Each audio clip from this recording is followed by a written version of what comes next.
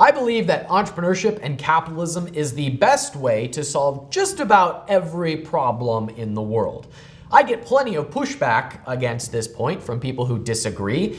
I wish that those who disagreed could have a healthy and respectful debate about the conversation. I truly believe that we all agree that we want to solve world problems, right? We want people to be healthy, we want people to be wealthy, we don't want people to be discriminated against. I wish we could just start the conversation there. There's problems in this world that we need to solve. What's the best way to solve them? I believe that in almost 100% of cases, it is through the profit motive that we can best solve those challenges that face us. That's why I think we need more entrepreneurship. That's why we need less government. That's why we need freer markets. So I asked John Mackey, the founder of Whole Foods and the author of Conscious Capitalism, what he thought was the role of government, especially in today's world. And here's what he had to say. Anything that you can make a profit doing belongs in the private sector, because you're going to have entrepreneurs who are going to create innovative solutions and you're going to make progress. Things that business can't make money doing, they're social problems. Let's say I'm on the board of the Humane Society of the United States, for example. They can't make money doing what they're doing. They're helping dogs and seals and cats and livestock animals. They can't make money doing that. So things that you can't make a profit at belong in the private sector, but in the nonprofit world. However, there are certain things that the nonprofit world can't deal with either. There are global environmental issues. There are things, you need rules in the society. You need laws. You need police. You need defense. There are things that neither the private sector nor the capitalistic sector nor the nonprofit sector are equipped to deal with. That's government's job. It's a huge job. If they would just stick to that and do it well, and let business do what it does well, and let the nonprofit sector do what it does well, we will be living in a virtual utopia.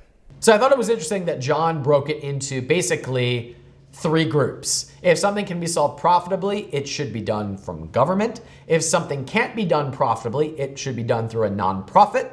And if it's too big for either of those, then it should be addressed by government. I mostly agree with this. One thing that we didn't have time to go into is that changes. New technology and new opportunities make it possible for the profit motive to solve certain problems, or for a nonprofit to take over what a government could only previously do. Now it can be taken out of government and put into the nonprofit sector.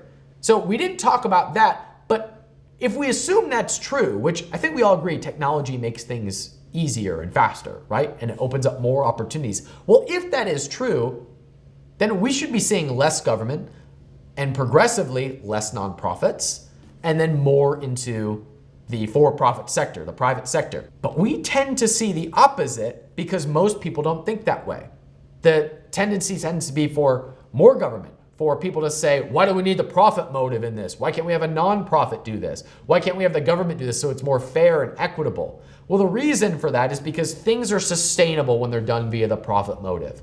So the best way that we can progressively make the world a better place is to, if the government needs to be involved in something, have them solve the challenge to the best they can, which isn't going to be very good, until a nonprofit can take that over, until the profit motive is there to solve that problem. That, in my opinion, is how we can progressively make changes that better our world and sustainably do that through the profit motive, because that is how we ultimately will solve all of the world's problems.